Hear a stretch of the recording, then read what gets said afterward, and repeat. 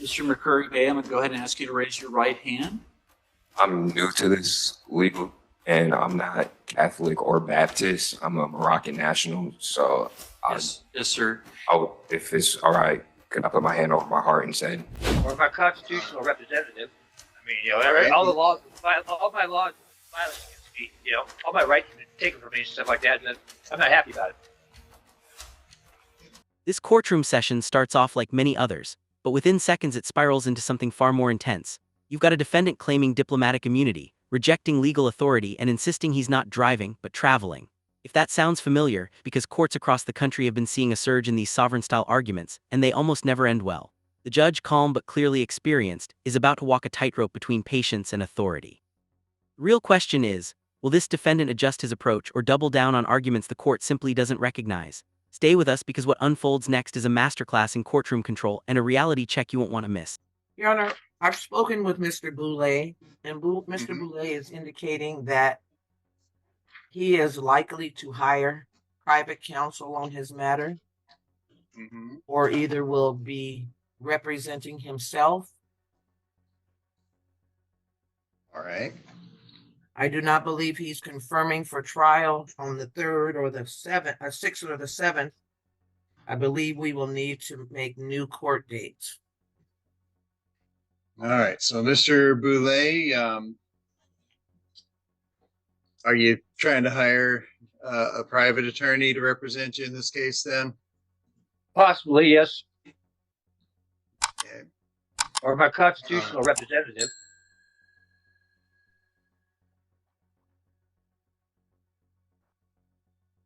I mean, all the laws, all my laws have been violated against me. All my rights have been taken from me and stuff like that, and I'm not happy about it. Everything was wrong. They don't have an RAS, SAF, none of that stuff.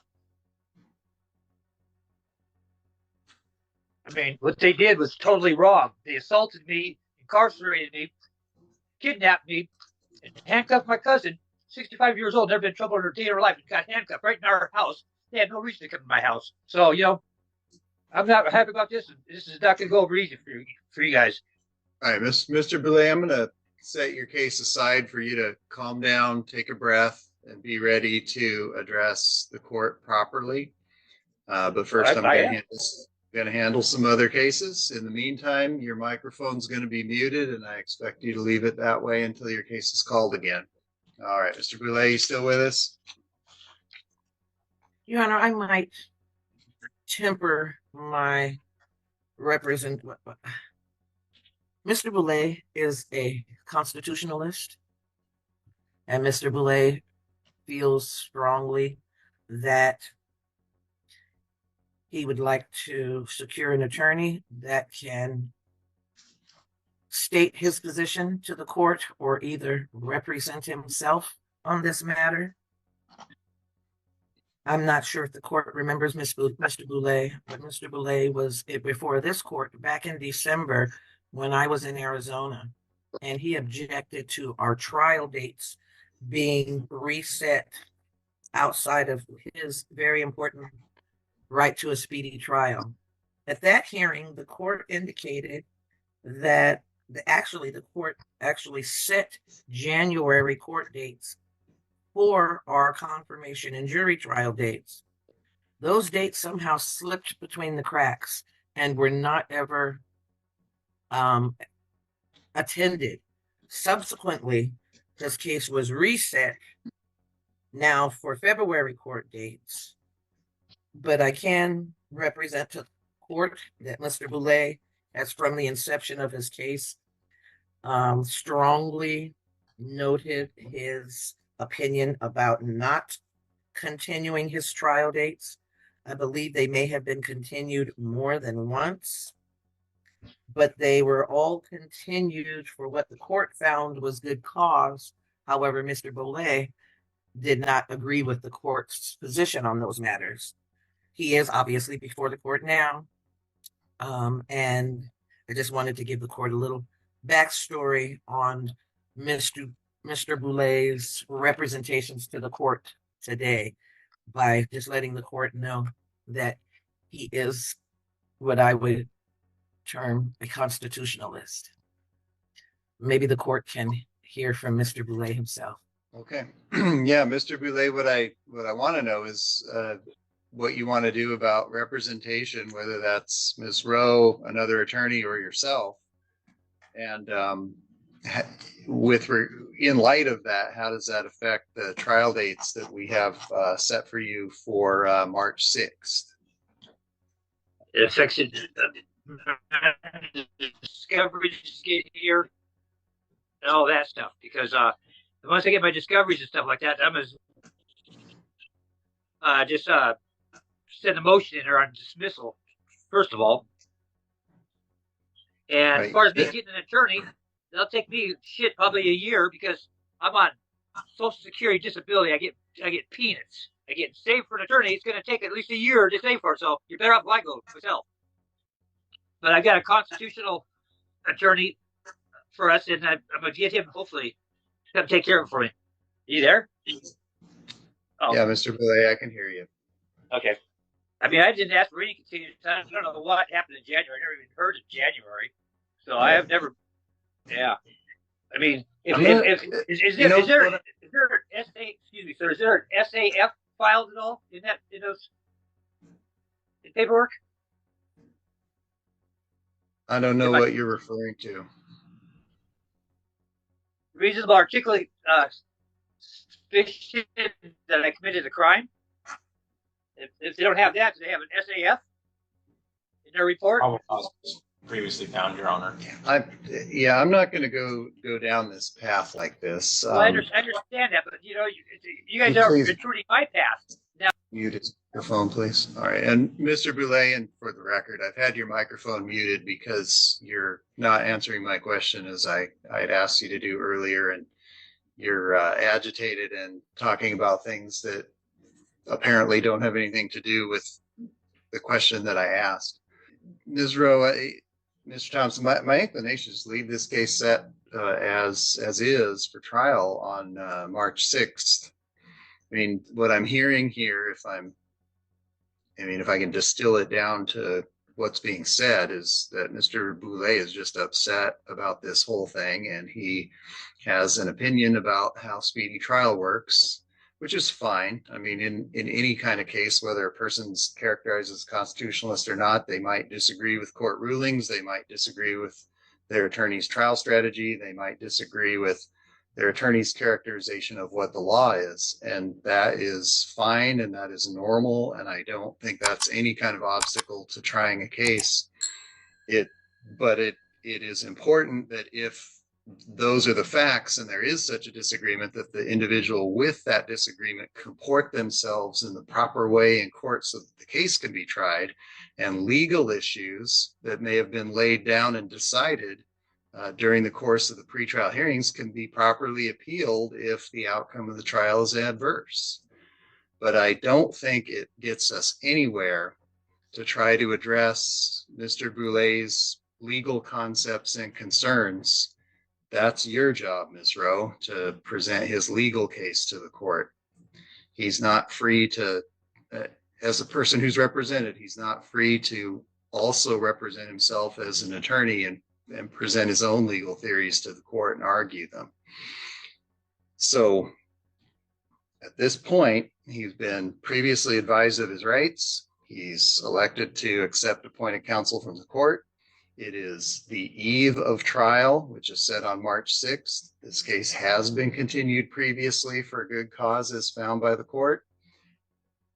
Engaging in this kind of discussion at this late stage, which appears to be nothing more than satisfying an intellectual position that Mr. Boulay has, is just what I perceive to be a mechanism to delay and extend the case. His most direct answer to the question that I asked him was that he would take at least a year to try to find an attorney. I don't think that's a realistic option in any way. So at this late stage, it would be inappropriate. It would not serve the interest of justice to allow Mr. Boulay extra time to hire a different attorney from you, Ms. Rowe, nor would it be appropriate to let him represent himself. And he's clearly not prepared to do that and any request that he may be making to do that, I interpret as just a way to try to delay and extend the proceedings instead of going to trial. So I am going to mark this case down as confirmed for March 6th at 9 a.m. for trial. Mr. Boulay, as I said, I had your microphone muted because I couldn't count on you to listen. I'm listening. You are going to be represented by Miss Rowe in this case. You're going to continue to be represented by her. She is going to perform her functions as your attorney, and the case is confirmed for trial on March 6th. I expect that you will attend in person. I also expect that when you do, you'll behave appropriately at that time. This bantering and argument and randomly bringing up legal theories is not appropriate. That is not how court is conducted. I don't know what you may have seen or heard before, but I'm going to expect proper courtroom decorum and behavior on everyone's part, including yours. And I'm not going to detail it any more than that because everyone already knows how to behave properly in court. So I expect that will be the case. I understand that, but I got something to say. I have a right to who defends me. I don't want her to defend me. I've never even talked to her. I talked to her before they gave her continuance because she went out of state for Christmas. That was them who gave the continuance. The second continuance, I didn't even know about it. I didn't ask for any continuance whatsoever, and I don't want her to represent me because we don't even have time to prepare for the case because she hasn't even talked to me about anything. Nothing. It's the first time. It's the only time I talked to her was when I come on to Zoom. It's the only time I talked to her. Other than that, I've never talked to her, and I don't have to accept her for my legal representation. And I was being kind of a smart ass about the 1 year because the money I make right now for disability is very, very, very little. And so it means I'd have to save to get an attorney. So that's what I meant by a year. I don't want to wait for a year. I want this over now so I can get my lawsuits going. Yeah, well, this case is going to be resolved by trial, and that's going to commence on March 6th. Well, what too? You're going to try me without it? She's not going to have her represent me. Miss Rowe is your attorney in this case. No, I didn't pick her. You guys can't just tell me who I can have for an attorney. Your Honor, I think it would be important to remind the defendant that it's not trial by Zoom either. He would need to be here in person. I don't know how clear I was on that point, but trial is conducted in person and not by Zoom. So all appearances after this one are in person at the courthouse. And Your Honor, could I inquire whether the state was confirming today? We were. Apparently, yes.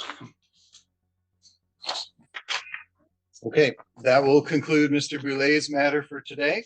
And I believe that will also conclude the calendar.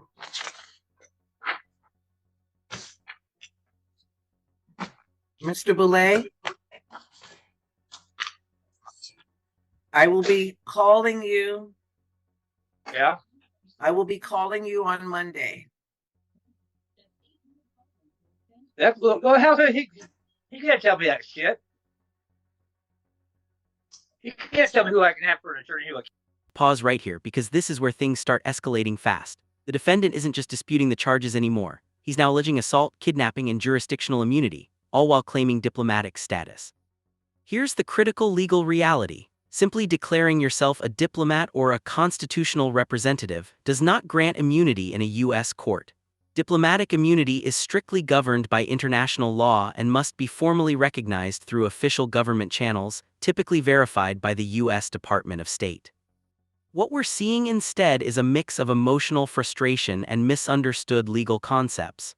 And while some of his concerns, like treatment during arrest, could potentially be valid in a different legal context, the way they're being presented here is actually hurting his position.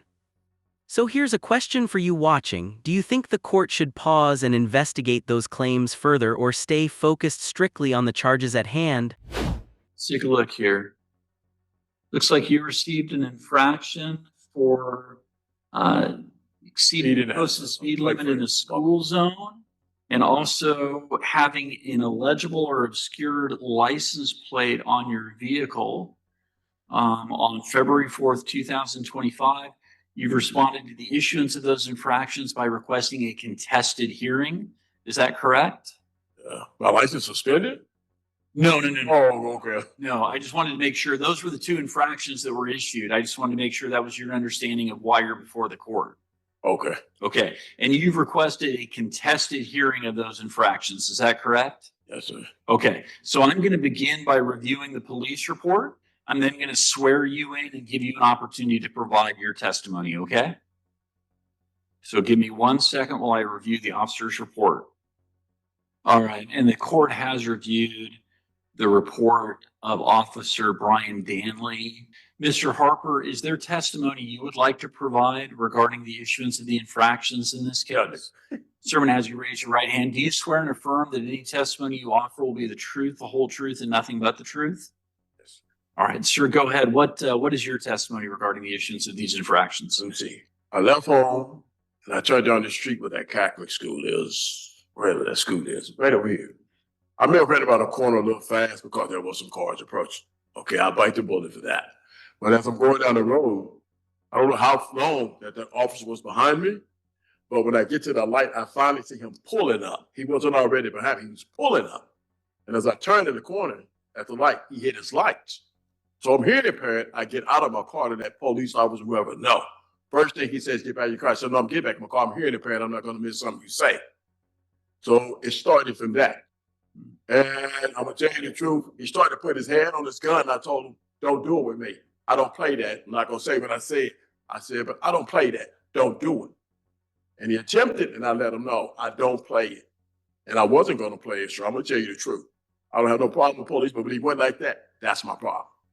Evidently, he didn't like what I was saying to him. I'm telling him, I'm hearing impaired, whatever he doesn't like, that's your problem, not mine, but you're not gonna put your hand on your gun with me.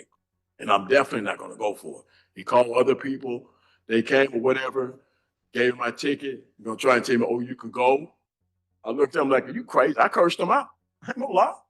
I'm not your kid. You're not gonna talk to me like that. I'm a grown man just like you're a grown man. You can't respect me, I'm not gonna respect you. That's how I am, sir. Now, I'm from the South. I know what it is to respect. I know all that. But when they get that gun in that bag, some of them, they let it go to their head. I don't. I'm gonna give you respect. If you disrespect me, I'm gonna disrespect you. And that's what it was. It was a lot of disrespect. Evidently, he thought he was bigger than me because he had that. You're not. You're a human being just like I am. You believe just like I believe. And that's what it was. He didn't like the way I came. He thought I probably was gonna, excuse my like pump down or whatever, but I didn't. I stood my ground. I'm not gonna let, just because you got a gun in the badge, I'm not gonna do it. I'm sorry, but I'm just not, sir. I've been through too. I just lost my wife. She committed suicide on Easter. So there's a lot of things that go, and I don't need that stuff like that. And at this time that didn't happen, but it was things going on. I tried to be cordial. When I got out of my car, I'm hearing impaired. I'm hearing impaired. You say something to me, I'm gonna miss. And I'm not gonna, by you saying something to me, I miss it, I go to jail. And that's what happened. For me, that's what happened. I don't know what he put in his report. I don't know. But that's what I did. Like I said, I may have been speed. I'll bite the bullet for that. But if he put something else in that report, I'll fight it to the day I die. Yeah, and Mr. Danley, I'll tell you, or Mr. Harper, excuse me, I'll tell you, there's none of that in the report. The only thing that's in the report is him saying he So saw. my whole point is, I'm not trying to interrupt you. Okay. I know I turned the corner, okay? Yeah. Now, if I went through that street fast like that, why did he just not come up behind me when I got to that light? Yeah. And then I looked in my mirror. I said he was approaching me and he got behind me. Then he hit his lights as I turned to their windows. And Yeah. he stopped me in that parking lot. What about the, you were also cited for having an obstructed license plate. Tell me about the license plate cover on your vehicle. Does it make it? That was taken off. I took that off my car because I didn't want no more problem. Now that's taken off, okay? So I knew that because I know it's a secondary offense, but if they stop you, they can get you for it. Yeah. Yeah. Okay. It's like I got stopped by a Pierce County Sheriff, but they never brought that part up. But Each precinct and all that is different. But you've taken care of that. You've taken that off. The license plate coverage. Okay. All right. But it's off my car. Okay. So I don't. Okay. All right. So here's the situation I have, Mr. Harper. I think that based on the speed measuring device, the radar gun, it looks like they have you speeding in a school zone. I've got no reason to doubt the accuracy of that speed measuring device, especially based on your testimony. So I think that the city has met its burden of proving that infraction by preponderance of the evidence. And because you have rectified the issue of the license plate cover, I'm going to go ahead and dismiss that infraction at this time. So I'll find that the speeding infraction is committed, but I'll go ahead and dismiss the license plate infraction at this time. Okay. Okay. And Mr. Harper, I assigned that order. Sir, you can come forward and we'll get you a copy of it. Okay. Thank you. Thank you very much for being here. Amari Zion McCrary Bay. Islam, Your Honor. Grand rising to you as well. Good morning. You are Amari Zion McCrary Bay. Sir. Good morning. Go ahead and have a seat. This is case 4A0892587. Mr. McCrary Bay was issued an infraction for operating a motor vehicle in excess of the posted speed limit, 11 to 15 miles per hour over the posted speed limit on December 11th, 2024. And let me take a look here. It does appear that Mr. McCrary Bay has a perfect driving record. And so it does appear that you are eligible for a deferral if that is something that you are interested in. You have responded to the issuance of the infraction by requesting a contested hearing. Is that how you would like to proceed this morning? Yes, sir. So the court's going to begin by reviewing the officer's report. After I've done that, I'll go ahead and swear you in, and you'll have an opportunity to provide any testimony you would like. I also submitted some filings as well. I was just wondering if the court had time to review that as well. Yes, I did review the filing that was filed with the court last week. All right. And were there any objections to the filings? There's no objection to the filings. I have reviewed the filing. So I'll let you make whatever argument you would like to make based upon what you've filed. I'll also let you offer any factual testimony you'd like the court to consider. Okay. Sure. So let me go ahead and review the officer's report first. And the court has reviewed the report of Officer Jeremy Vall of the Lakewood Police Department, signed under penalty of perjury, December 11th, 2024, providing his factual basis for the issuance of this infraction. And Mr. McCrary Bay, I'm going to go ahead and ask you to raise your right hand. I'm new to this legal, and I'm not Catholic or Baptist. I'm a Moroccan national. So Yes, sir. If it's all right, could I put my hand over my heart and say? Yeah, that's fine. I just need you to affirm that whatever you tell the court will be the truth, the whole truth, and nothing but the truth. Yes, sir. What testimony would you like to offer the court regarding the issuance of the infraction in this case? First of all, on that morning, I was not driving. Driving implies that I was doing business or commerce. At the time, I was traveling because I was going from home to school, which is Clover Park Technical College. And when he had pulled me over, it was over there by Clover Park, but there was a street where I had taken a left, and that's where he had pulled me over at. And he said I was in the school zone going 10 or 15 over, but I had already where I had turned is already past the school zone, and the speed limit for that was 35, and that's when I had went 35, which was after the speed limit sign. And Mr. McCrary Bay, is there any additional testimony you'd like to offer at this time? Not at this time. What actually, the stop was pretextual as well, because in what he had told me, he was like, "You don't have a valid driver's license," but he only ticketed me for the traveling infraction. And if I believe that's a pretextual stop, because one, I wasn't cited for uh no like driver's license, which you don't need a driver's license to do travel. You only need the license to do commerce. And the pretextual stop is because he gave me a citation for the traveling part, but he didn't give me a citation for the ID. What we've just witnessed is a powerful example of how courtroom strategy, or the lack of it, can shape the entire outcome of a case.